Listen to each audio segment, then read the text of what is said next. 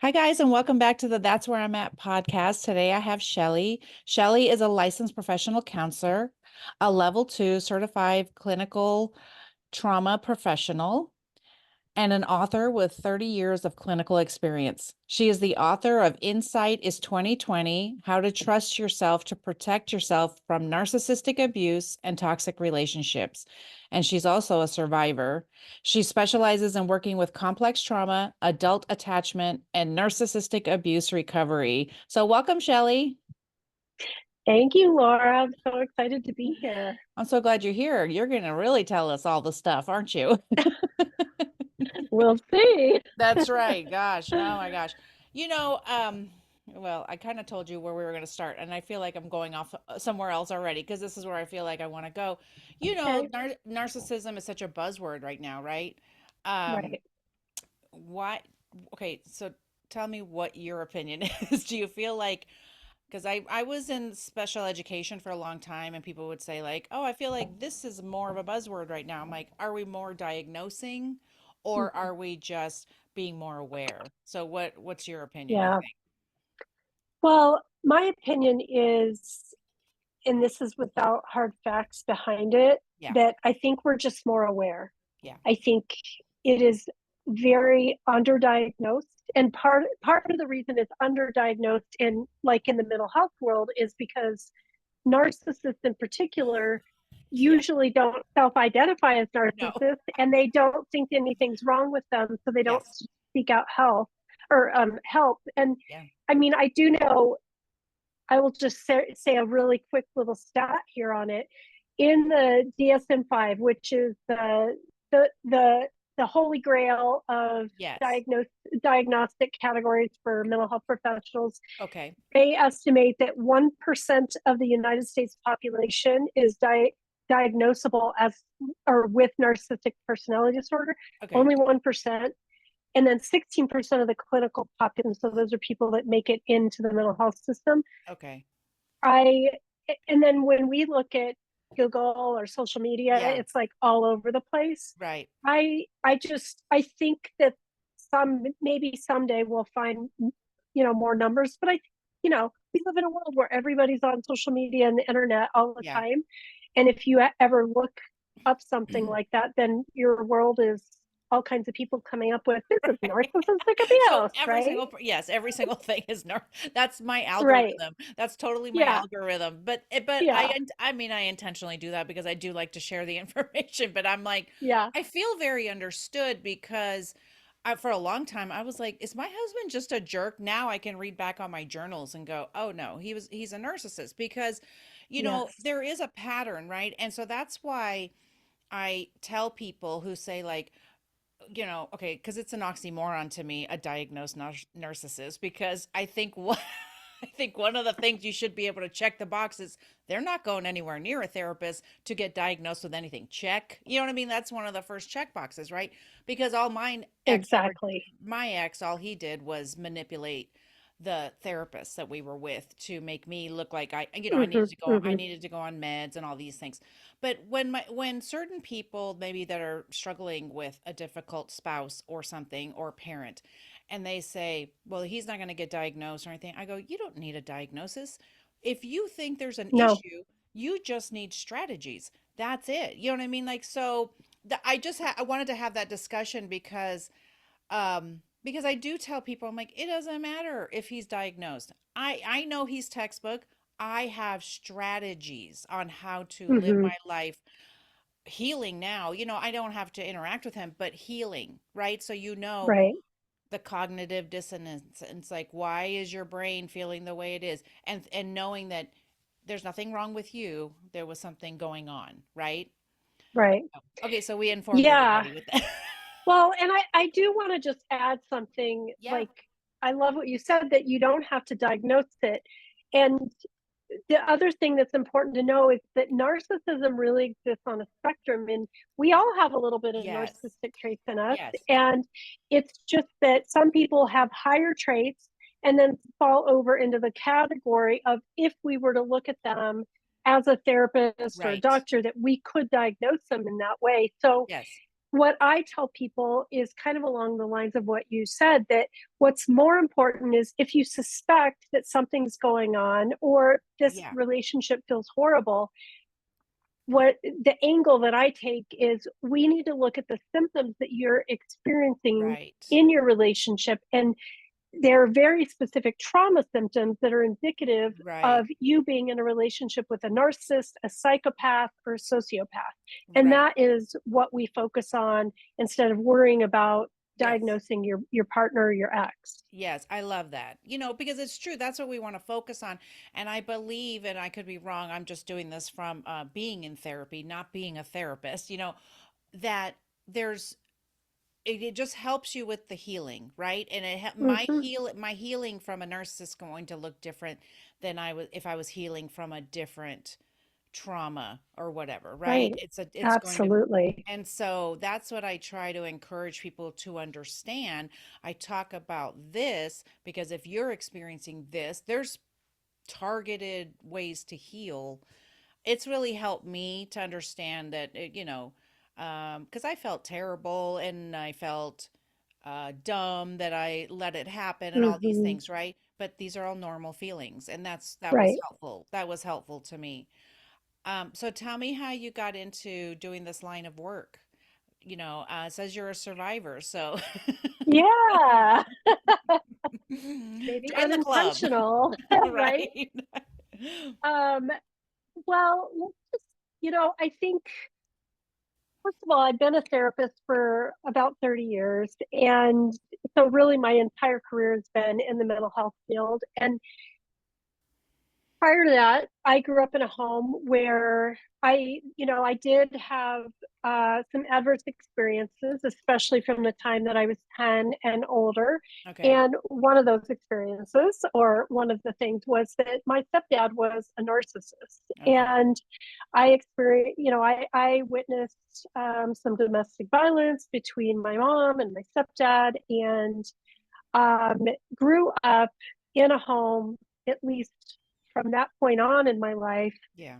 not understand. I mean, I didn't know what a narcissist was at, Right. 10, 15 years old, but I knew that something was horribly wrong. And, like many people in the mental health world, I call us the wounded healers. You know, I'm drawn to social work, counseling, psychology, Yeah. and become a therapist, even in my own journey of trying to figure out myself. Right. And so, you know, I think coming from a home where I was wounded, had trauma, and was involved, I was doing therapy from the time I was a teenager, and I loved it. Like I sought out my own therapy as a teenager, and it was interesting and inspiring to me and really helped me. And so that also helped me get through, my whole adult life of trying lots of different therapies, personal growth, spiritual Okay. growth, those kinds of things. Yeah. Um, but in particular, what I realized is I and I don't get specific with who the narcissists were in my life other Right. than my stepdad, but I will, just to protect Yeah. Of identities. But course. Yeah. um, I spent most of my adult relationships with narcissists or narcissistic people. Okay.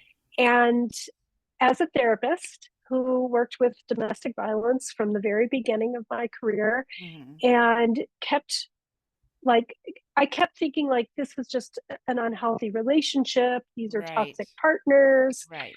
And it wasn't until there was one relationship in particular that I had after I've been divorced twice, I will say, after my second or my first marriage. And this this person was the most scary and, like, walking textbook example of a Okay. narcissist and probably a sociopath. And it destroyed me. And that was where I really got into this. Like, I have to understand how I got sucked into this relationship. Like, how did I Right. not see this? And why Right. was it so hard to leave? Hmm. And why was it so hard to heal? And I developed really intense cognitive dissonance, which I heard you mention. But that's, where you're like, you have these conflicting thoughts Right. about your partner. Is he good? Is he bad? Is he my soulmate? Is he my abuser? Yeah. Should I go? And that cognitive dissonance becomes really debilitating for a survivor, and it is a Yeah. big thing that keeps you stuck. The Yes. problem is, at least back then, and very much so even today, we didn't even understand. Like Right. then, that was in the 2000s when that happened to me. Nobody had even done the research yet until Okay. Sandra Brown, who is my mentor. She wrote Women Who Love Psychopaths, and she's really one of the primary researchers in this field of narcissistic and psychopathic abuse. And she, looked at how she had this idea of cognitive dissonance being this hallmark trauma symptom of survivors from these relationships. So Yeah, I I have to want to kind of say, I pull don't want that to cut in. you off, but I have to say that to me was one of the worst things for me. Not, I mean, I'm like, I do not like this person in any way, shape, or form. Right. Don't want to go back, anything, but that my brain is like, why aren't we married anymore?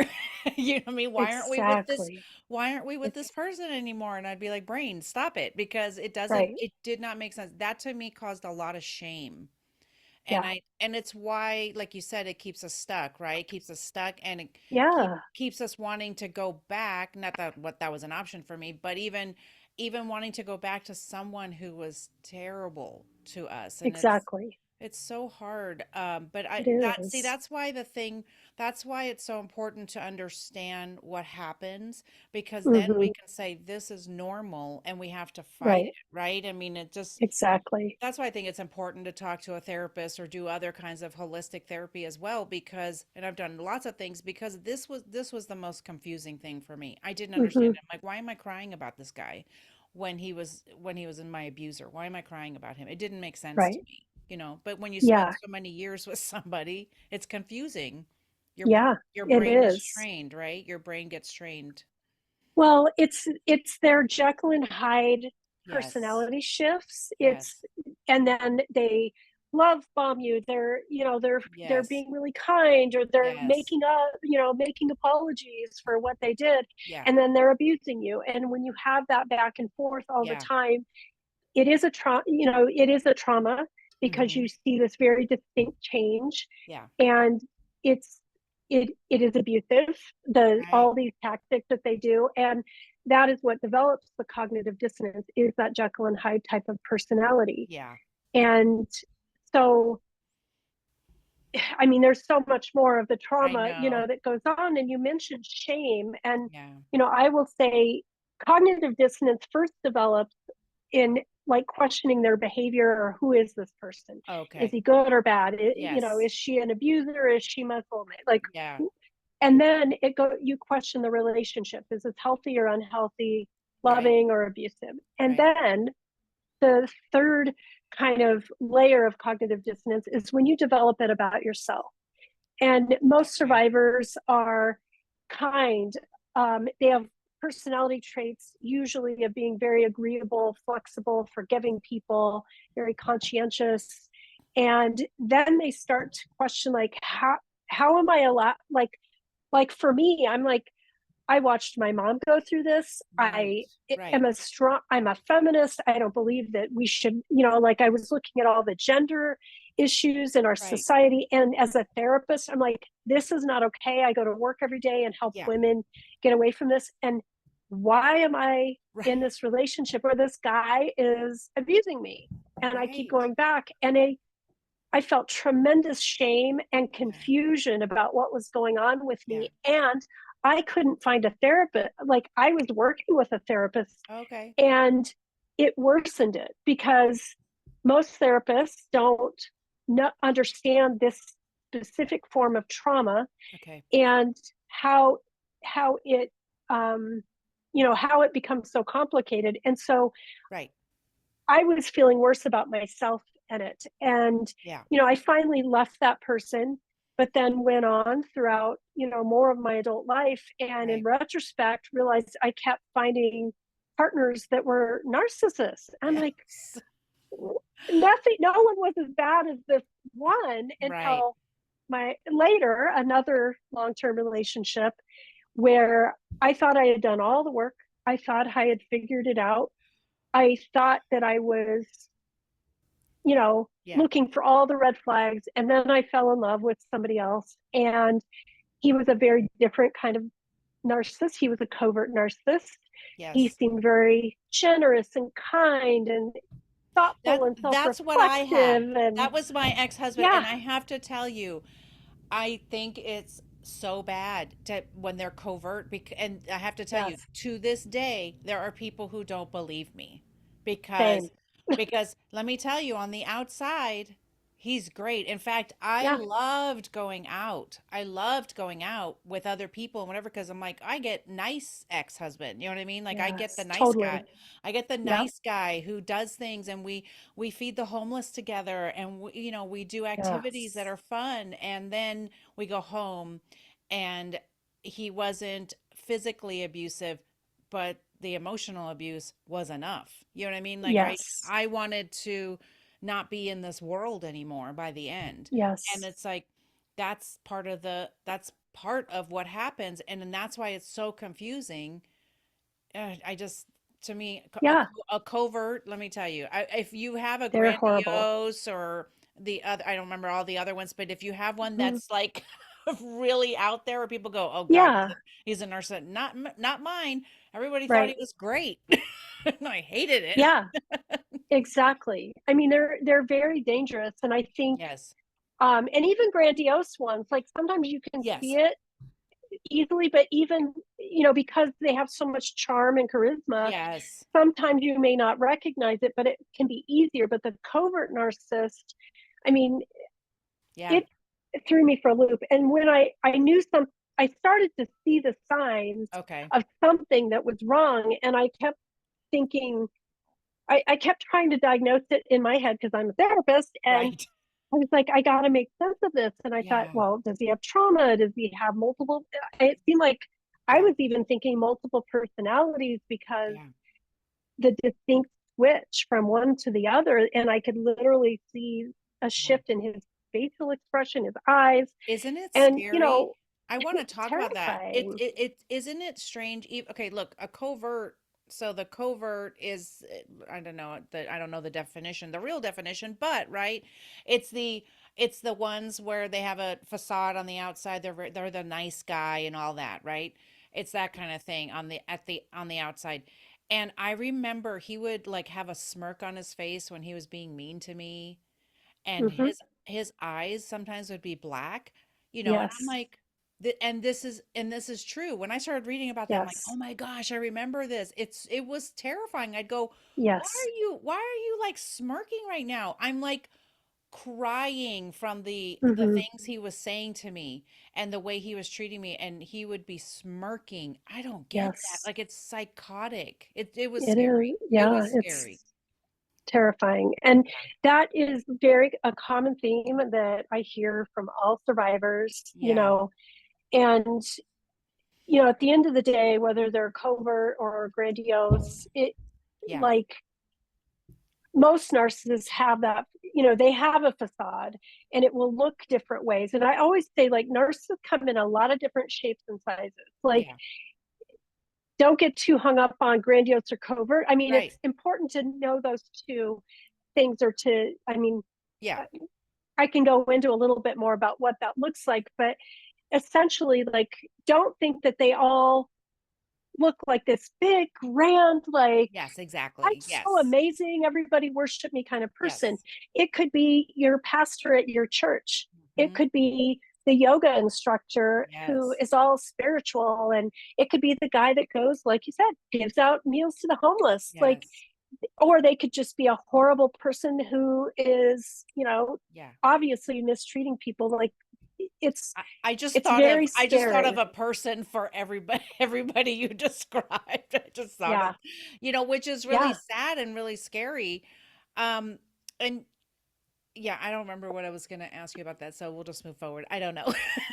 But I did think of Yeah. somebody from each one, which is kind of crazy. Yeah.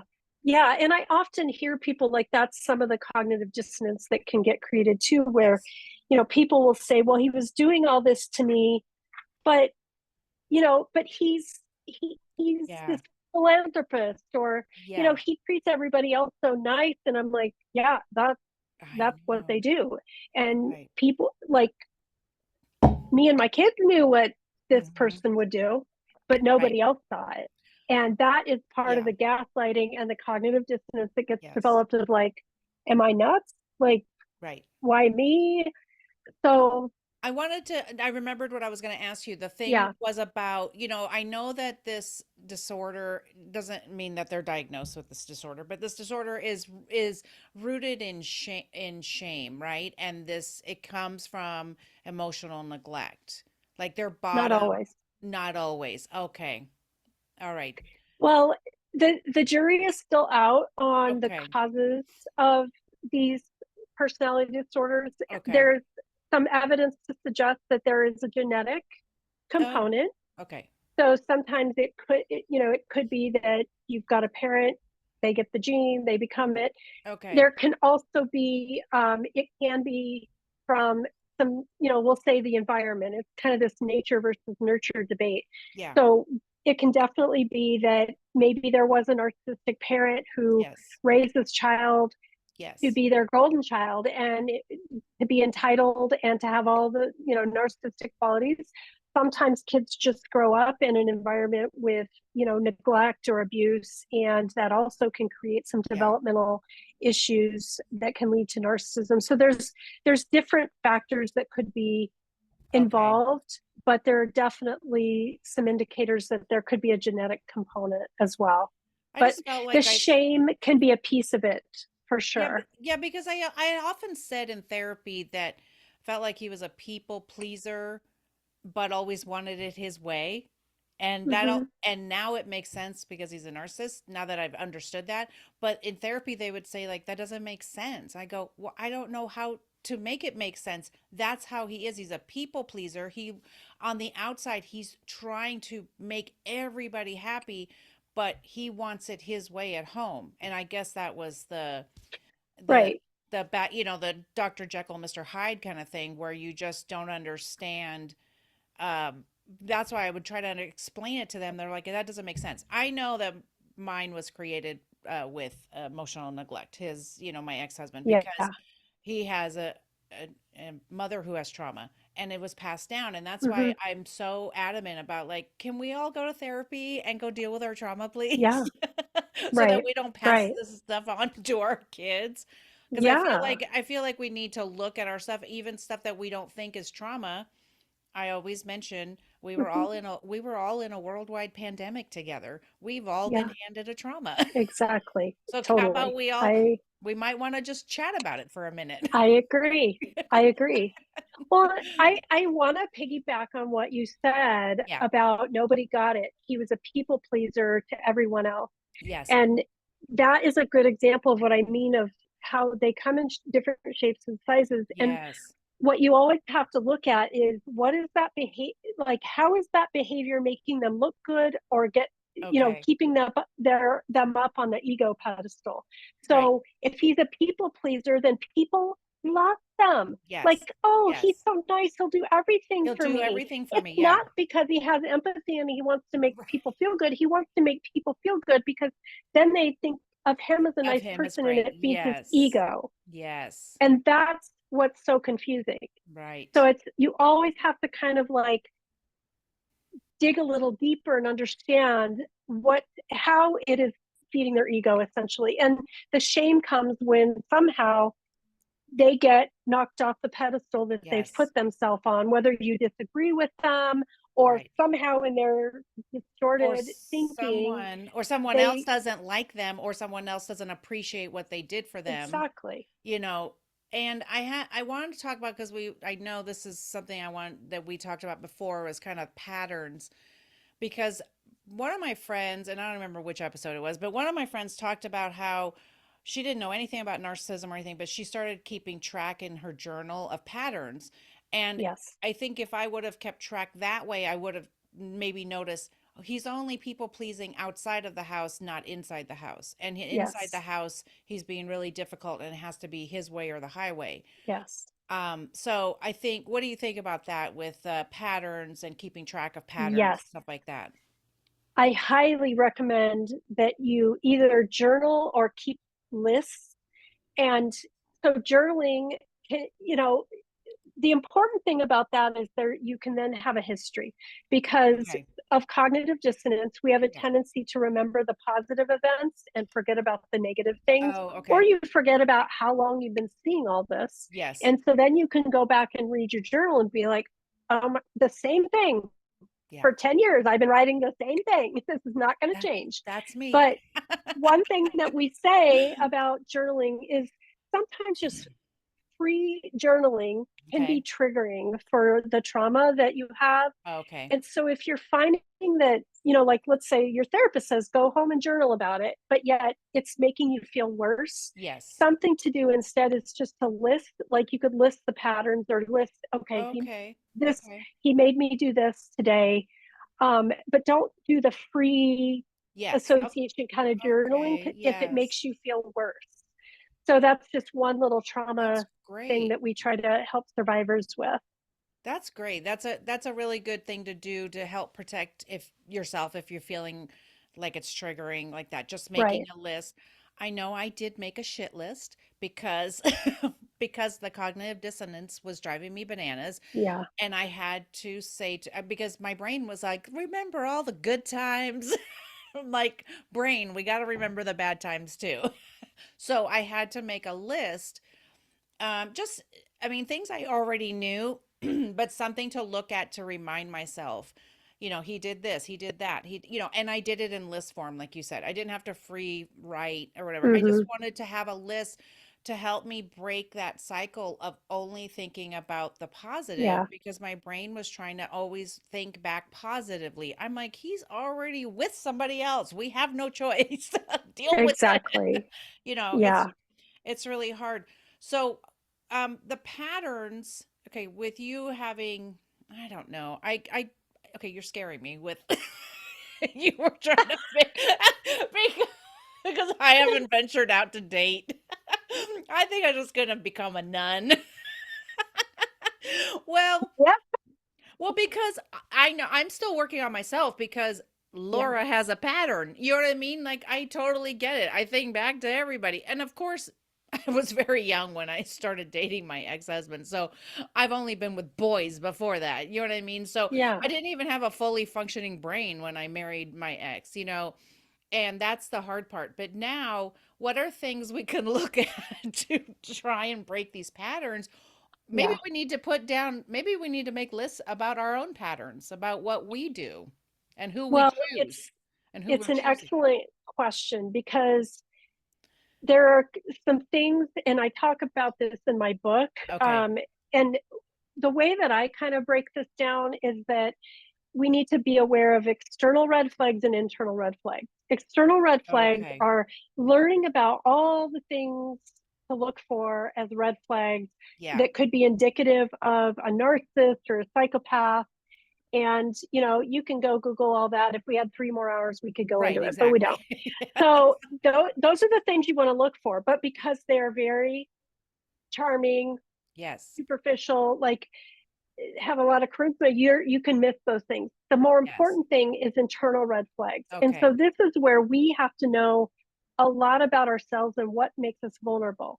And so some research that my colleague Sandra Brown has done Uh-huh. is to find that women survivors tend to have two personality traits in particular that make them vulnerable. Okay. One is agreeableness. It's a personality trait that makes you very forgiving. Yes. You're flexible and easygoing. You have a lot of empathy and compassion. I You will feel overlook, personally attacked. Okay, Shelly, I feel personally right? attacked right Hey, now. me too, girl. Me too.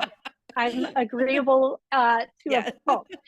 So but that's the thing. Like, Yeah. it's the trait that gets you into these relationships because, oh, they did something bad. It's okay. I'm going to give you another chance. Or, oh, it's Yes. your childhood trauma. I understand. Right. And so you will overlook a lot of things and be super easygoing and forgiving because you're a nice person. Now, Okay. being agreeable is a great trait to have in the world, but it can make you highly vulnerable to people like this. They target people like Yes. agreeable people like us. Right. The other trait is conscientiousness. And Okay. this is the trait that we like to say will keep you in the relationship once you're hooked. Okay. Conscientious people tend to have a lot of high values and integrity. So they might believe like, Okay. I don't just give up easily on a relationship, or maybe you're Yes. married and you don't want to break your wedding vows. Yes. Tend to be more type A, organized, disciplined people. And How so how it's did like, I do I'm going both? to work on this. I'm going to work on this relationship until I'm dead, Yeah, that was Uh, me too. Okay. yep. Wow, I'm getting called out on all Yeah. my garbage today. No, but I am very It's not well, I am, garbage. They're I beautiful know. traits. Well, they are, and I'm very well aware of them, and I just know I will use my powers for good, not evil. You know what I mean? Like that's what I've Yeah. decided. And I did work on codependency. And so where does that factor in? Because I feel like both of those traits are very, I was very codependent, wanted to make sure everybody was happy and blah, blah, blah. And, that being agreeable thing is a little codependent. It can Well, be. so this is what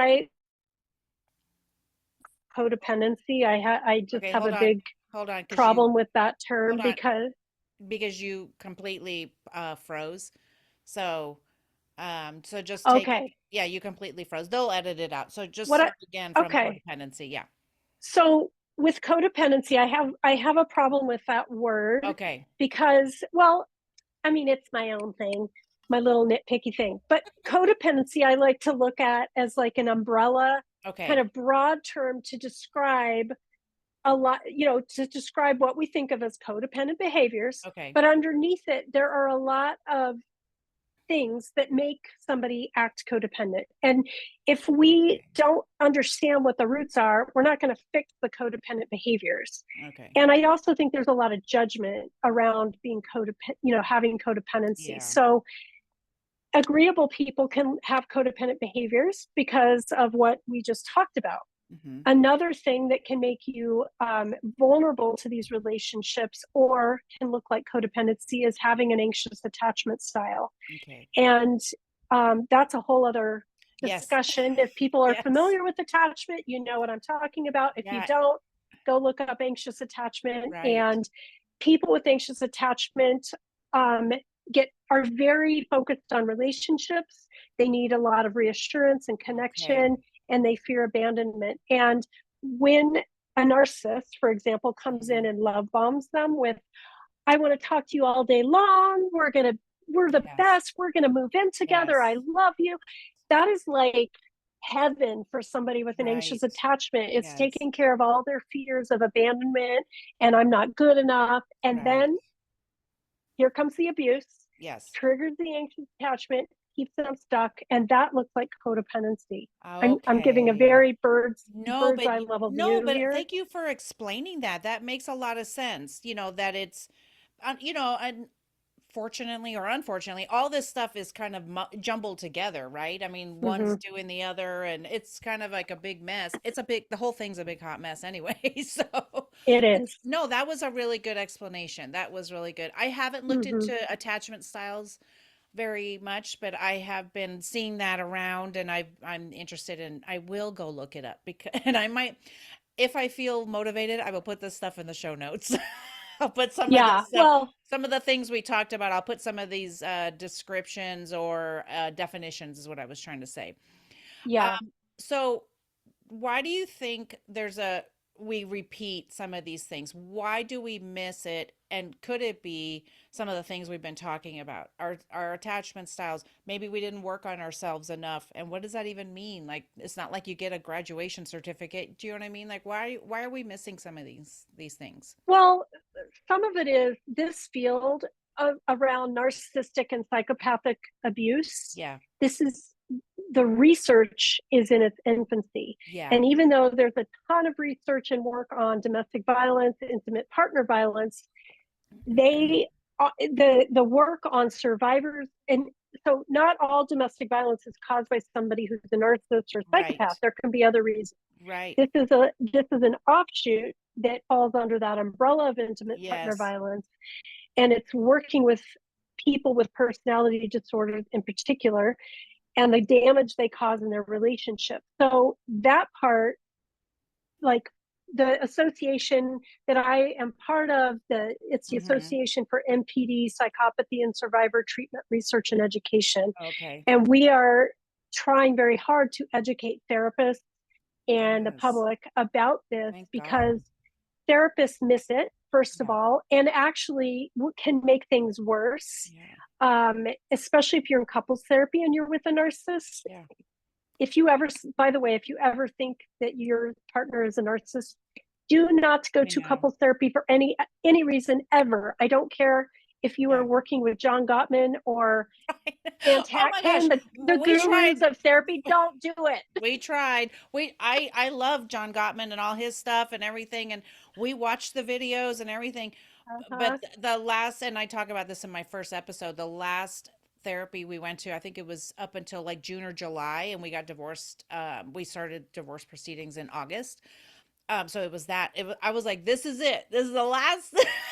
and I should, thinking back, I'm like, my gosh, I was still trying after 32 years with this guy, trying to get him to explain, trying to get him to understand, and the therapist did not understand narcissism. I didn't really fully understand it myself at the time. I kind of was suspecting he was gaslighting me, but I didn't even know what that meant, really. And she said he was very handsome. And what was I complaining about? I have no words. Yeah, you're hearing dead air because our mouths are wide open. Yes, that's what I was told. That probably is at the top of my list of horrible things therapists say to people in these situations. So disgusting. So disgusting. And he was just sitting there with this smile on his face, like he was the greatest husband. Charming. And he's so charming. And I'm like, yeah, I could insert lots of things here, but I was like, you've got to be kidding me. And then he would get mad that I didn't bring up, because I had an issue with other women in our marriage. And he said, well, you never bring it up in therapy. It's like that's that's part of the manipulation, right? That you don't have to just bring it up in therapy. I can just bring it up at our kitchen table if I want to. Exactly. I don't need a professional. I'm sorry, I interrupted you, but it's okay. But it's scary to want to, you want to go to therapy, but I'm so thankful that you're trying to educate other people, because I hope that even if somebody went to couples therapy, if the therapist is educated, she could, she or he could say, oh, okay, I think I'm dealing with a narcissist. It's and there are plenty of therapists that will do that, or maybe they're afraid to say to some therapists are trained that you don't meet alone with a couple, like you always meet with them as a couple. Some are afraid to tell people, like, oh, I think your partner's the narcissist, you should run. And my background was in marriage and family therapy, and so I've definitely been on the other end of it, and that's part of why I stopped doing couples therapy a long time ago, because I work a lot with this. But the problem is that you can have examples like yours, which is really extreme, but a lot of times the narcissist comes in looking really charming, and they will charm and fake things, and the therapist falls for it unknowingly. And then here the survivor is completely traumatized, falling apart, emotionally dysregulated, getting angry about things that's like, a term I like to say is dog whistling. Like in a couples therapy, the narcissist uses a dog whistle term, like something that only the survivor knows he's abusing her with or is threatening her with, but it's benign to the therapist. And then you're freaking out, and the therapist's like, I don't see the problem. I had a therapist, I told her, and just to make you feel better, I was with somebody, said, I do believe he's a narcissist, but I was still in cognitive dissonance and wanted to work on it. And I told her point blank he was, and she said, I don't see it. And it was so painful and invalidating for me Yes. and really threw me for a loop. It, like, I felt so gaslit because I was so sure finally at Yes. that point, and then she said that, and I had to second guess everything again. Right, because you don't have that's the thing is when you're in cognitive dissonance. I don't know if I'm using the in it, you know what I mean? I don't know if that's the Yep. right terminology, but Yep. when you're in it like that, you do start to question yourself because I felt so gaslit in our last marriage counseling, so gaslit. The person who Yes. saved me and why I believe you shouldn't see the same therapist for individual counseling as marriage counseling. I think they should Yes. be Never. different. The Yeah. person who saved me was my individual counselor who I still see to this day. And I told her, I said, you kept saying to me, you've made yourself really clear on what you want. Mm-hmm. Is he Mm-hmm. unwilling or is he unable? And we don't even have to go into all that. Is your partner unwilling or unable? Not, they Mm-hmm. don't understand because they do. They pretend like they don't understand what you're talking about. They have no idea. The therapist just said you're handsome.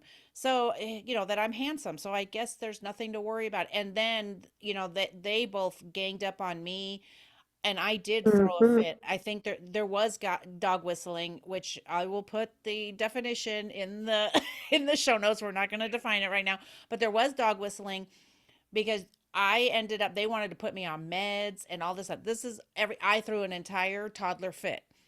And when I Mm-hmm. told my individual therapist, she said, "Oh no, you're good." And I think she didn't want to say like they're doing this to you kind of thing, but she kind of guided me. She knew I was wanting to leave, so she was guiding me in a Mm-hmm. in a way without trying to tell me what to do. She didn't say like run, but Right. I was like, I threw a toddler fit and this is what happened. And she's like, yeah, it's none of her business. You don't need to go on Mm-hmm. meds. You're okay. You're allowed to I don't even know if she said dysregulated, but you're allowed to be off for a Yeah. moment and be upset. You're allowed to without having to go on meds. Absolutely. Yeah, and And that especially when you're being abused, like, yeah, oh, exactly. I know, it's so hard, but okay, well, I hope that we gave people lots of information to, to it's one of those no conversations we one could do for hours and hours, oh, I'm telling you. I and we look, barely scrap or no, we scratch the barely surface did. this morning. I think, okay, so let's summarize somewhere. Yeah.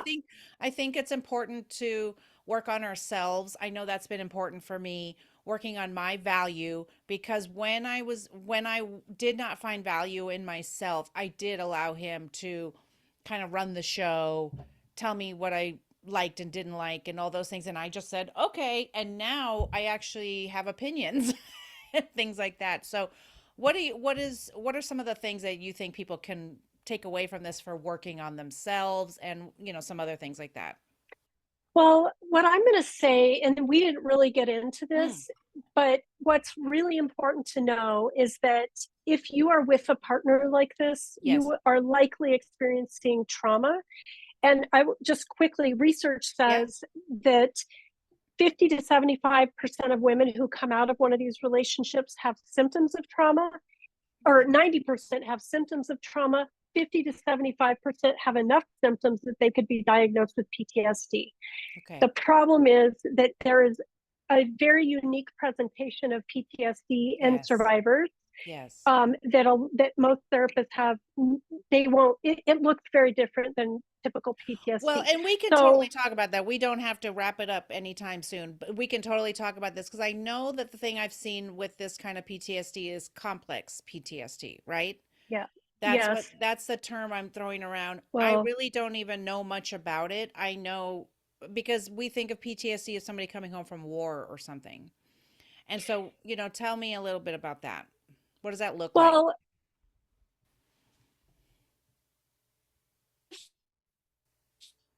Uh-oh. You're frozen. She's frozen. Oh, you're frozen. Hold on. I don't some You're frozen. highlights. So Hold with on. the Hold on. okay, You were frozen. okay, I don't even know how long, yeah. but you were like, I know. Yeah, it was my internet for sure. yeah, I'm at my office. So that's okay. No big let deal. me Okay. start over. I'll Yeah. just say, so with PTSD for survivors, it is very it has a very different presentation than most therapists are trained to look Okay. for. The hallmark symptom is cognitive dissonance, and Okay. we've already discussed what that looks Yes. like. Yes. Some other things, though, are um, so one typical example of regular PTSD is you might block out or have a hard time remembering negative things or the traumatic events, or Okay. you might actively avoid being reminded of them. Okay. But with survivors, they will have some of that. But what happens is they hold a lot of positive events, or they think about the positive things like that usually occur during love bombing or Yes. apologizing or whatever, and get highly tuned into those. And Okay. so looking at either one of those can be trauma, whereas regular PTSD, we're only looking for, oh, they're just thinking about the bad negative Okay. events. That can be really confusing. And then the same goes for nightmares. So PTSD, you can have nightmares of the event. Yes. Survivors can have nightmares of the abuse, but they can also have very disturbing positive dreams Yes. or sexual dreams or whatever Yes. of your partner, and Yes. that messes with your mind too. So it's Yes. the positive and the negative, which is indicative, it's the cognitive dissonance Okay. kind of Okay. theme.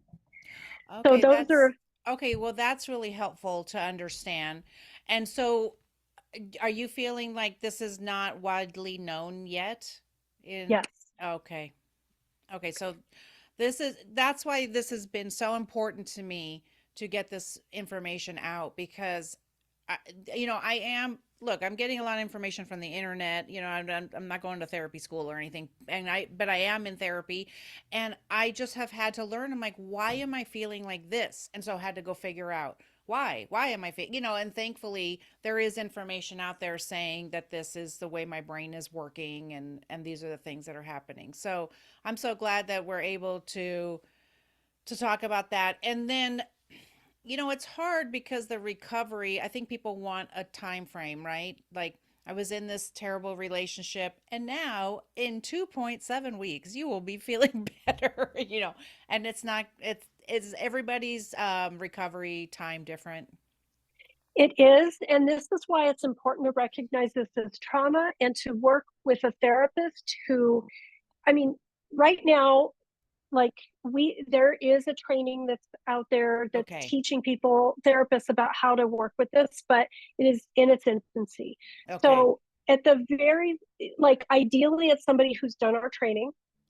Secondary, somebody who is a trauma therapist, Yes. trauma trained and experienced therapist, and that's a whole other Yes. discussion. Right. Some people say they're trauma informed and they actually don't have any idea of how to work with trauma. So it's Okay. important to kind of understand what that means. But a trauma therapist who at least has experience working with narcissistic abuse and domestic violence would be the Yes. next best step.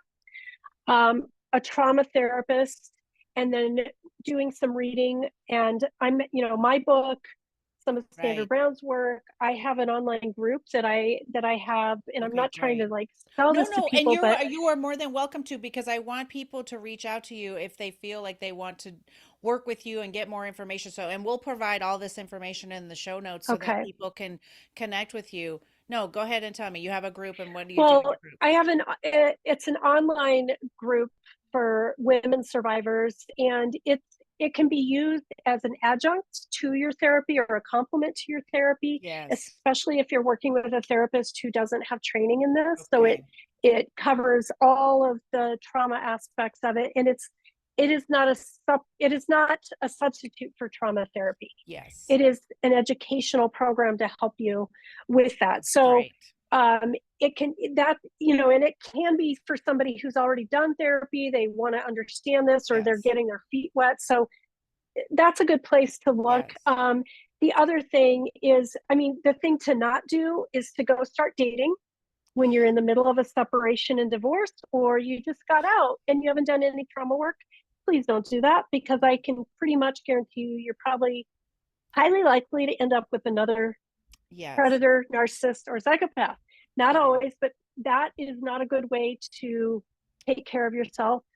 Um, Right. There is no specific timeline. It is about taking time to heal and Yes. to not rush into the arms of another partner thinking that that is what's going to help you. Right. But trauma doesn't go away on its own typically. It does take the help of a trauma therapist Okay. or trauma work. Sometimes there's some, and that is not a coach.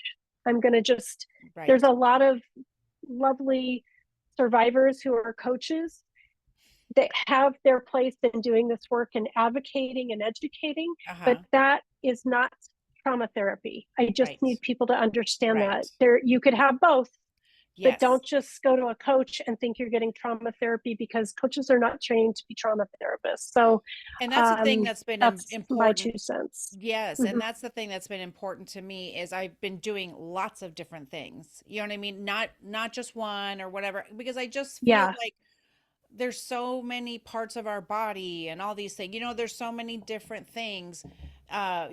Movement and journaling and yeah. holistic coaching and real Mm-hmm. and therapy and these kinds of things, that are just so important to that we Yeah, are really healing all the broken parts of us. right. The thing is that it is a trauma to go through this thing.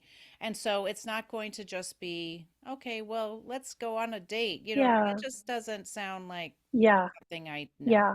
That doesn't sound like the But way. it does happen. It does happen a lot. And Yes. I do want to clarify the thing Yeah, about coaches, because I really sure. honor the work that Yeah. survivors are doing. And it has a place in the world. And Yeah. sometimes that is the first place that a survivor gets validation, that connects the Right. dots. Like Right. I'm feeling teary just thinking about the Yeah. advocacy and women coming together and supporting each other. Right. But Yes. so let it be a stepping stone, let it be a Yes. piece that gets you some validation or support, but don't forget that this is trauma, and you must work on healing trauma with trauma therapy. Okay. However, wherever you get it. And if anyone listening wants to Mm-hmm. know more about that, I am always like happy Yes. to answer emails or help people get pointed in the right direction. Yes. Oh no, for sure. Well, where can everybody find you?